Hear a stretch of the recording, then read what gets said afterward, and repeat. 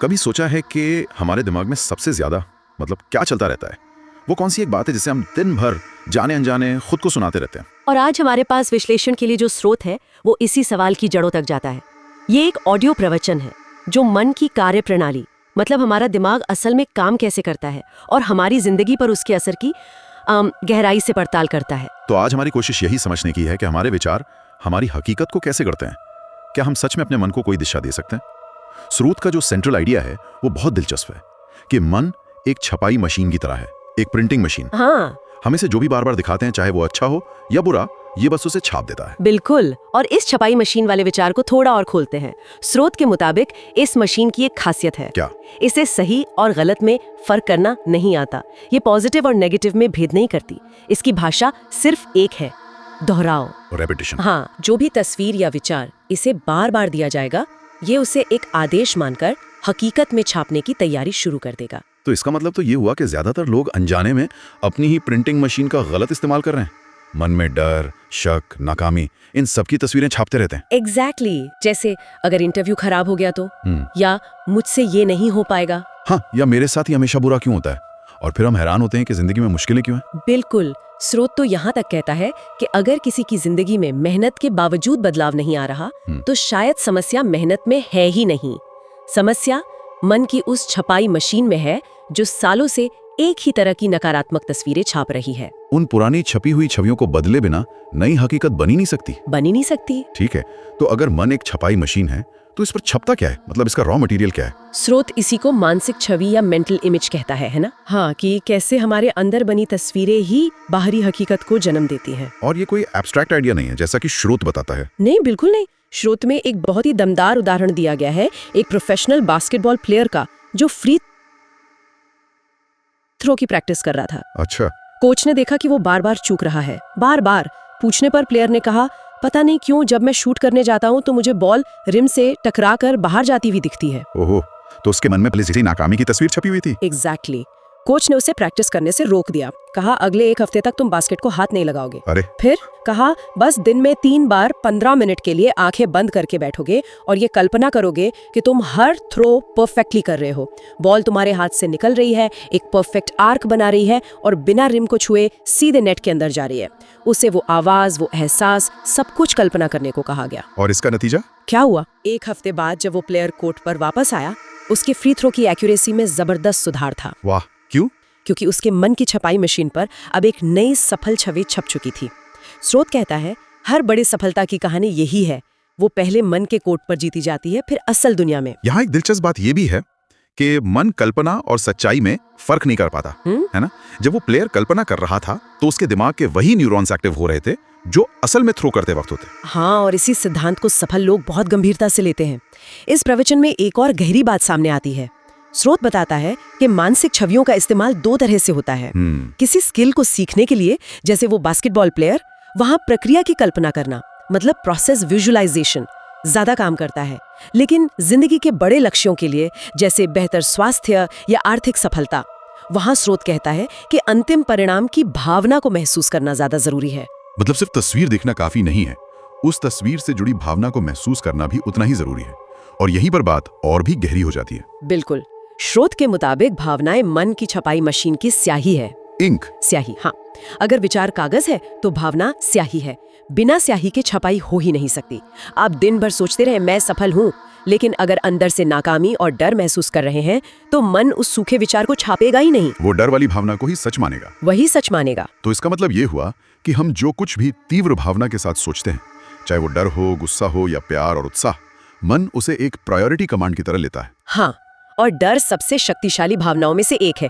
इसीलिए डर के साथ सोचा गया एक छोटा सा नकारात्मक विचार बिना भावना के सोचे गए 100 सकारात्मक विचारों पर भारी पड़ सकता है।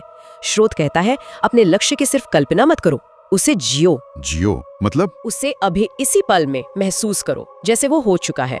जब आप अपनी सफलता को ऐसे महसूस करते हैं तो मन उस भावना को सच मानकर उन परिस्थितियों को आकर्षित करना शुरू कर देता है जो उस भावना से मेल खाती हैं। ये सुनने में थोड़ा रहस्यमय लगता है। क्या स्रोत इसे किसी मनोवैज्ञानिक आधार से जोड़ता है? क्योंकि कई लोग आकर्षण शब्द सुनते ही इसे अविश्वसनीय मान लेते हैं। ये एक बहुत जरूरी सवाल है। स्रोत इसे जादू की तरह नहीं बल्कि मनोविज्ञान और ऊर्जा के स्तर पर समझाता है। जब आप अंदर से आत्मविश्वास और सफलता महसूस करते हैं तो आपका बॉडी लैंग्वेज बदल जाता है, आपकी आवाज में दृढ़ता आ जाती है, आप ज्यादा मौके लेने लगते हैं। आप लोगों से अलग तरह से बात करते हैं। बिल्कुल, ये बदला हुआ व्यवहार और ऊर्जा ही बाहरी दुनिया में अलग नतीजों को जन्म देती है। ये कोई रहस्यमयी खिंचाव नहीं है, बल्कि आपके बदले हुए आप का एक स्वाभाविक परिणाम है। समझ गया। तो मतलब यह है कि अंदरूनी भावना बाहरी एक्शन को बदलती है और वो एक्शन फिर बाहरी नतीजों को। तो फिर सवाल ये उठता है कि हम इसे रोजमर्रा की जिंदगी में लागू कैसे करें? क्या इस प्रवचन में कुछ प्रैक्टिकल टेक्निक्स बताई गई है? हाँ बिल्कुल, स्रोत 3 मुख्य तकनीकों पर जोर देता है। पहली है सकारात्मक निर्देश देना। सकारात्मक निर्देश। हाँ, ये बहुत महत्वपूर्ण है क्योंकि मन नकारात्मक भाषा को प्रोसेस नहीं कर पाता। अगर कोई खुद से कहता है मुझे नर्वस नहीं होना है, तो मन नर्वस शब्द को पकड़ लेता है और उसी की छवि बना देता है। सही बात है। ये तो वैसा ही हुआ जैसे किसी को कहा जाए कि गुलाबी हाथी के बारे में मत सोचो और दिमाग में सबसे पहले गुलाबी हाथी ही आता है। तो इसके बजाय क्या करना चाहिए? इसके बजाय सीधा सकारात्मक निर्देश देना है। मुझे नर्वस नहीं होना है की जगह मैं शांत और आत्मविश्वासी हूँ कहना चाहिए। मन इस सीधे और स्पष्ट निर्देश को आसानी से पकड़ता है और उसी पर काम करना शुरू कर देता है। ठीक है, ये पहली तकनीक हुई। दूसरी क्या है? 2-4 दिन कोशिश करते हैं और फिर छोड़ देते हैं। लेकिन ये एक दिन का काम नहीं है। रोज कुछ मिनट, खास तौर पर सुबह उठने के बाद और रात को सोने से पहले, जब मन सबसे ज्यादा ग्रहणशील होता है, अपनी मनचाही छवि को भावना के साथ देखने में निवेश करना जरूरी है। और तीसरी तकनीक? तीसरी और शायद सबसे जरूरी टेक्निक है स्पष्टता, क्लैरिटी। स्रोत में एक लाइन है, धुंधली चाहते मन में गहरी नहीं उतरती। मतलब अगर किसी को बस अमीर बनना है तो मन के लिए ये एक बहुत ही अस्पष्ट निर्देश है। कितना अमीर, क्यों बनना है, वो पैसा आने पर कैसा महसूस होगा। लक्ष्य जितना ज्यादा साफ और डिटेल्ड होगा, मन उसे उतनी ही गंभीरता से लेगा। एक मिनट, यहाँ एक दुविधा है। स्रोत कहता है कि लक्ष्य बिल्कुल स्पष्ट होना चाहिए, लेकिन कई बार लोगों को पता ही नहीं होता कि उन्हें असल में क्या चाहिए। क्या स्रोत इस शुरुआती उलझन से निपटने के बारे में कुछ कहता है? यह एक बहुत ही व्यावहारिक सवाल है और स्रोत इसका भी जवाब देता है। वो कहता है कि अगर लक्ष्य स्पष्ट नहीं है तो लक्ष्य की कल्पना करने के बजाय भावना की कल्पना करें। भावना की? हाँ, आप अपनी जिंदगी में कैसा महसूस करना चाहते हैं, शांति, आजादी, उत्साह या सुरक्षा, उस भावना पर ध्यान केंद्रित करें। जब आप उस भावना को अपने जीवन का केंद्र बनाते हैं तो मन अपने आप उन रास्तों और लक्ष्यों को आपकी तरफ खींचने लगता है जो उस भावना को पैदा करते हैं।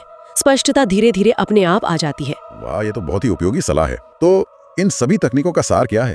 स्रोत इसे एक बहुत ही सरल सूत्र में बांधता है, ध्यान, अटेंशन प्लस दोहराव, रेपिटेशन प्लस भावना, इमोशन, और इन तीनों का नतीजा नई हकीकत, new reality. Attention plus repetition plus emotion is equals to new reality. बिल्कुल, जब ये तीनों चीजें एक साथ मिल जाती हैं तो मन के पास नई वास्तविकता को स्वीकार करने के अलावा और कोई चारा नहीं रहता। और एक बात और, मन कभी खाली नहीं रह सकता। अगर हम जानबूझकर उसे सकारात्मक छवियां नहीं देंगे तो वो अपने आप आसपास के माहौल से नकारात्मकता उठाएगा और उसे छापना शुरू कर देगा, जैसे खाली कमरे में धूल अपने आप जम जाती है। यहीं पे सबसे बड़ी चुनौती सामने आती है। लोग कुछ दिन सकारात्मक सोचने की कोशिश करते हैं, मोटिवेटेड महसूस करते हैं, लेकिन जैसे ही कोई पुरानी समस्या सामने आती है या तुरंत परिणाम नहीं दिखता तो वो हार मान लेते हैं। मन वापस पुराने ढर्रे पर लौट जाता है। इस प्रतिरोध से कैसे निपटा जाए? और ये प्रतिरोध बहुत स्वाभाविक है। स्रोत समझाता है कि हमारा मन वो बदलाव से डरता है। उसे पुराने जाने पहचाने रास्तों पर चलना आसान लगता है, भले वो रास्ते दुख और नाकामी की ओर ही क्यों न जाते हों। वो एक कंफर्ट जोन बन जाता है। तो क्या इसका मतलब है कि हमें अपने मन से लड़ना होगा? नहीं, यही सबसे बड़ी गलती है। स्रोत कहता है मन से लड़ो मत, उसे नई दिशा दो। लड़ने से प्रतिरोध और मजबूत होता है। यहाँ धैर्य और निरंतरता की जरूरत है। इस प्रवचन में एक बहुत सुंदर उदाहरण दिया गया है। क्या? पानी और पत्थर का। जैसे पानी की एक एक बूंद लगातार एक ही जगह पर गिरकर सख्त से सख्त पत्थर को भी काट देती है, वैसे ही सही सोच की निरंतरता धीरे धीरे जिंदगी की बड़ी से बड़ी कठिनाइयों और पुरानी आदतों को काट देती है। तो जब भी पुराना डर या शक मन में आए तब क्या करना चाहिए? उस वक्त निराश होने या खुद को कोसने की बजाय बस एक काम करना है, अपनी नई शक्तिशाली छवि को पूरी भावना के साथ एक बार फिर से मन में दोहराना है। हर बार जब आप ऐसा करते हैं तो आप नए न्यूरल पाथवे को थोड़ा और मजबूत करते हैं और पुराने वाले को थोड़ा और कमजोर। ये एक धीमी प्रक्रिया है। हाँ, लेकिन ये निश्चित रूप से काम करती है। धीरे धीरे नई छवियां पुरानी छवियों की जगह ले लेती हैं और जो चीज पहले मुश्किल लगती थी वो आपका स्वभाव बन जाती है। तो इस पूरे अभ्यास का, इस मानसिक छपाई का अंतिम परिणाम क्या होता है? जब मन पूरी तरह बदल जाता है तो क्या होता है? जब मन बदलता है तो सिर्फ सोच नहीं बदलती, व्यक्ति की पूरी ऊर्जा, उसका पूरा वाइब्रेशन बदल जाता है। ये बदली हुई ऊर्जा उसके चेहरे पर, उसके आत्मविश्वास में, उसके चलने बोलने के तरीके में साफ झलकती है। वो इंसान अब निराशा और कमी की ऊर्जा नहीं, बल्कि संभावनाओं और विश्वास की ऊर्जा प्रसारित करने लगता है। बिल्कुल। और स्रोत के मुताबिक यही बदली हुई ऊर्जा फिर बाहरी दुनिया को प्रभावित करती है। स्रोत में कहा गया है, हर इंसान एक जीता जागता चुंबक है। तुम जो हो वही आकर्षित करते हो, वो नहीं जो तुम चाहते हो। अच्छा। करता है तो वो ऐसी ही परिस्थितियों और लोगों को आकर्षित करेगा जो उसके डर को सही साबित करें। लेकिन जब वो अंदर से शक्तिशाली और प्रेमपूर्ण महसूस करने लगता है तो बाहरी दुनिया भी उसी का प्रतिबिंब दिखाने लगती है। उसे नए मौके, नए लोग और नए समाधान दिखने लगते हैं जो पहले मौजूद तो थे पर उसकी नजर उन पर नहीं जाती थी। वाह, ये तो बहुत शक्तिशाली विचार है। इसका मतलब तो ये हुआ कि अगर कोई व्यक्ति आर्थिक तंगी से जूझ रहा है तो उसका पहला काम शायद बैंक जाना या ज्यादा घंटे काम करना नहीं, बल्कि अपने मन में समृद्धि और प्रचुरता की छवि और भावना को स्थापित करना है। ये तो पारंपरिक सोच के बिल्कुल विपरीत है। हाँ, और स्रोत ये नहीं कहता कि एक्शन मत लो, वो कहता है कि सही होने की अवस्था से एक्शन लो। कमी की भावना से लिया गया एक्शन और ज्यादा संघर्ष पैदा करेगा, जबकि प्रचुरता की भावना से लिया गया एक्शन सहज और ज्यादा असरदार होगा। और अगर हम इसे बड़े परिप्रेक्ष्य से जोड़ें तो इस पूरी प्रक्रिया का अंतिम लक्ष्य है भीतरी आजादी। भीतरी आजादी। ये वो अवस्था है जहाँ व्यक्ति परिस्थितियों का गुलाम नहीं रहता बल्कि उनका निर्माता बन जाता है। और तब मन, जो पहले मालिक बनकर हमें नचा रहा था, अब एक वफादार सेवक बन जाता है। बिल्कुल। उस अवस्था में मन आपका सबसे बड़ा दुश्मन नहीं बल्कि सबसे बड़ा सहयोगी बन जाता है। और जब आपका अपना मन ही आपके साथ हो तो फिर कोई भी लक्ष्य असंभव नहीं लगता। जिंदगी एक संघर्ष नहीं बल्कि एक सुंदर रचना बन जाती है। तो आज की इस गहरी पड़ताल का सार ये है कि हमारा मन एक छपाई मशीन है। हम जो भी मानसिक छवियां, गहरी भावनाओं और लगातार दोहराव के साथ इसे देते हैं, यह उसे हमारी जिंदगी की हकीकत बनाकर छाप देता है। और शुरुआत में मन के प्रतिरोध का सामना करना पड़ता है। हाँ, लेकिन धैर्य और निरंतर अभ्यास से हम इस पर काबू पा सकते हैं और आखिरकार अपने जीवन के निर्माता बन सकते हैं। और स्रोत का जो अंतिम संदेश है वो शायद सबसे ज्यादा याद रखने लायक है। जो तुम्हारे दिमाग में गहराई से छप जाता है वो एक दिन तुम्हारी नियति बन जाता है। वाकई एक ऐसा विचार जो किसी की भी जिंदगी बदल सकता है। इस चर्चा के अंत में सुनने वालों के लिए एक सवाल छोड़ते हैं। स्रोत कहता है कि हर विचार एक बीज है और मन एक बगीचा है। तो आज के दिन मन के इस बगीचे में कौन से बीज बोए जा रहे हैं? क्या वे चिंता, शिकायत और डर के जंगली पौधे हैं, या फिर वे साहस, कृतज्ञता और संभावनाओं के सुंदर फूल हैं? क्योंकि एक बात तय है, जो बोया जाएगा वही उगेगा। हमारी जिंदगी हमेशा हमारे भीतर बोए गए बीजों का ही आईना होती है।